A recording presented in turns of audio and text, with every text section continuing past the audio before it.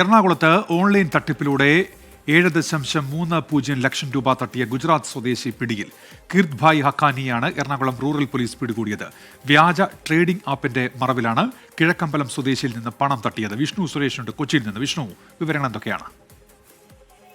ഉന്മേഷ, തടിയിട്ടപ്പറമ്പ് പോലീസാണ് ഈ 7.5 ലക്ഷം ഓൺലൈൻ ആപ്പിന്റെ മറവിൽ തട്ടിയെന്ന കേസ് രജിസ്റ്റർ ചെയ്തത്. ഇതിനു പിന്നാലെ പ്രത്യേക അന്വേഷണ സംഘമൊക്കെ രൂപീകരിച്ച് അന്വേഷണം ആരംഭിച്ചിരുന്നു. ഇന്നലെയാണ് തടിയിട്ടപ്പറമ്പ് പോലീസ് സ്റ്റേഷനിലെ പ്രത്യേക സംഘം ഗുജറാത്തിലെത്തി കീർത്തി ഭായ് ഹക്കാനി എന്ന ഈ പ്രതിയെ പോലീസ് പിടികൂടിയത്.